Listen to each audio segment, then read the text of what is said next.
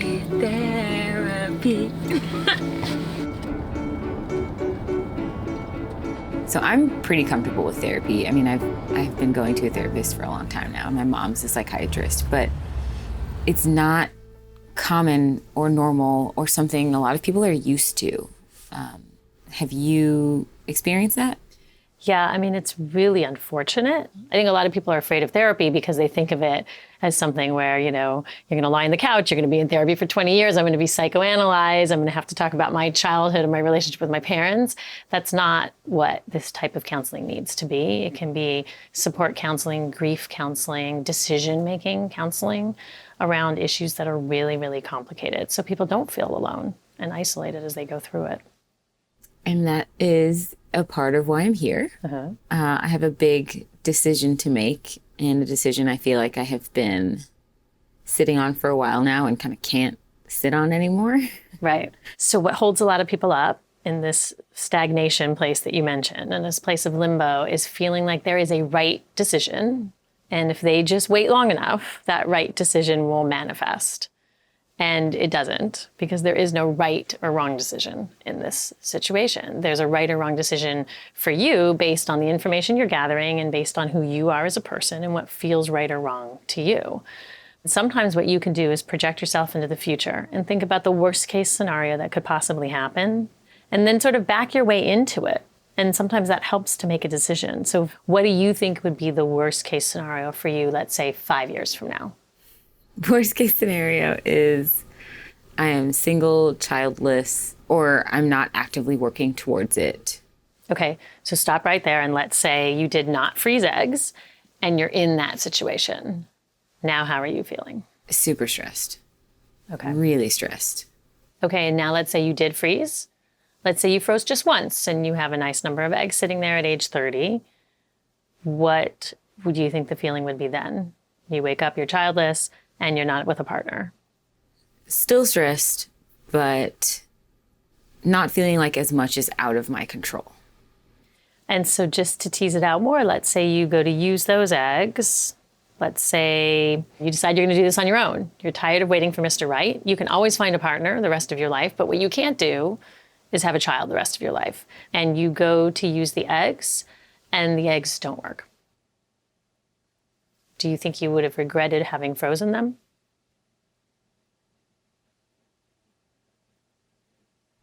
I don't know. I guess the short answer is, yeah. I mean, I feel like I would be resentful. I would be resentful of spending even more money. And I think I would be heartbroken. Mm-hmm. And that's the part that stops me in my tracks, is the possibility of feeling like I did everything I could and nothing worked. Mm-hmm. So it's understandable why the decision-making has been so difficult. Because when you really start to peel back these layers and see what's underneath, it's not surprising that you sit on this for a year or longer. Because who wants to look at this stuff? You know, no one wants to look at things that cause anxiety and pain. We run from those things. A lot of the decision-making process is just making peace with things. It's really about understanding the potential implications either way and feeling your way through that.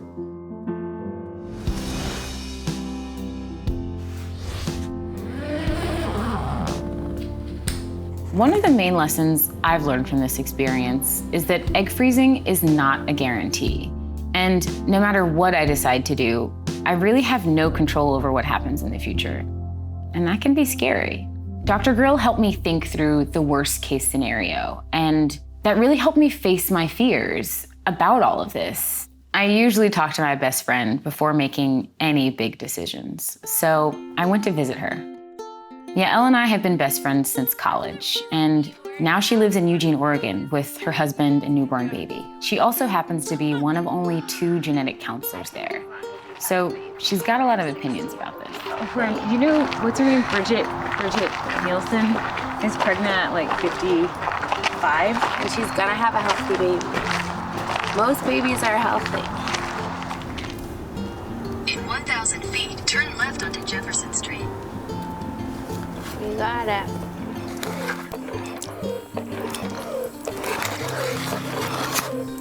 You guys are like really hard to ignore. how has your life changed since you had Leora? Well, I no longer have a life, so that's a difference.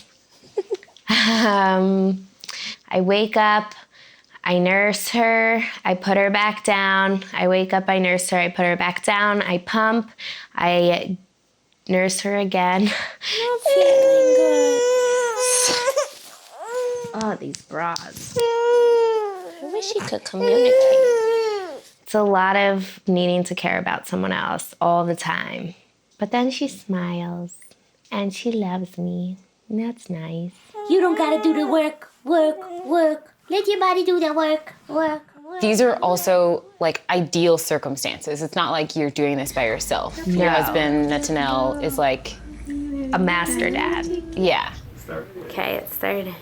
Without his help, I honestly think I would be insane. Like, I would not just be sleep deprived, I would be lost. Like, he very much is a calming force in my life. Now she's happy.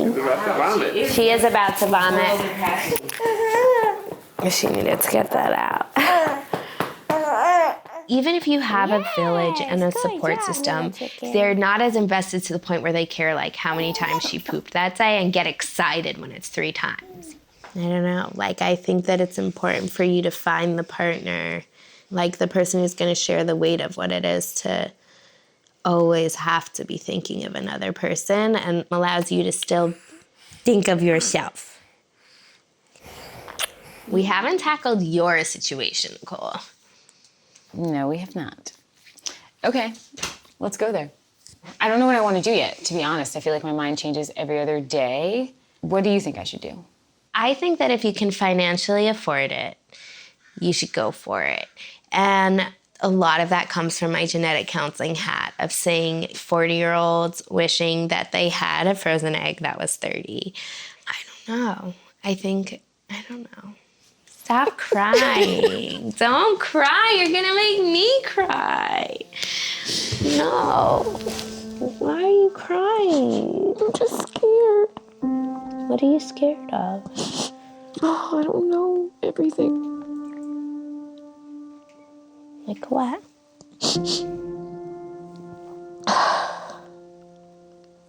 I guess just like making a decision.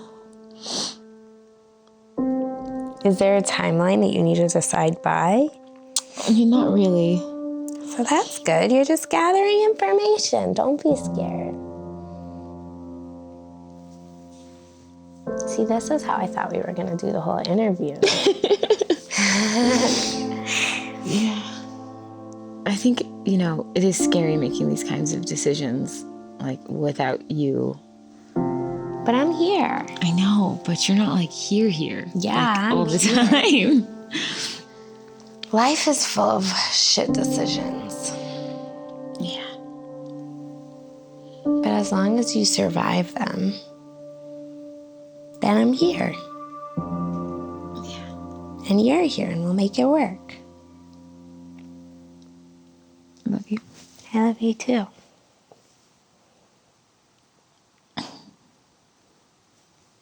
Is he still filming our moment? Yes. When is it gonna stop? It's not gonna stop. Oh. A lot of people that I love and that love me want me to be happy. And from their perspectives, money is not an object, but this is just as much a financial decision as it is an emotional one. I'm not willing to risk my entire life savings on egg freezing when it might not work, considering my own family history. Talking to Tanya in episode 6 was a huge wake-up call for me. I realized that I am quickly spending my way out of achieving some of my life goals. But luckily, that's something I can change. So I moved into a smaller, cheaper apartment in hopes of saving for both buying a house and possibly freezing my eggs a year or 2 years from now.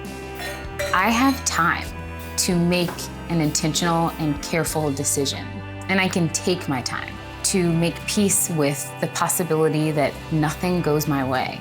So if egg freezing is something you're thinking about, get comfortable with this being an independent decision, because so much about our fertility and about power as human creators is individualized. It's not about my decision or my body or my genetic makeup or my ovarian reserve. It's about yours. Along the way, I have learned so much, and I also became a godparent in the middle of all of this.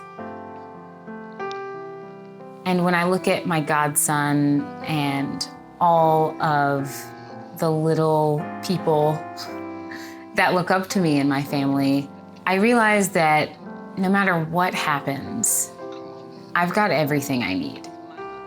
Let the church say amen.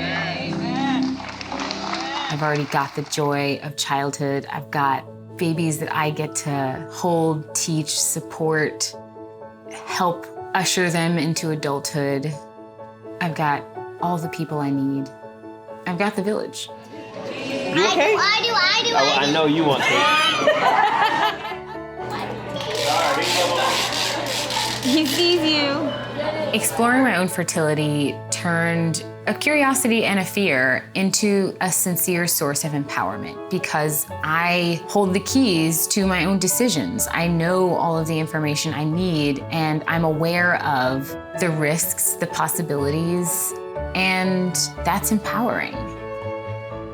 I really have the opportunity to think about what family means to me. If this is as good as it gets, it's still pretty good.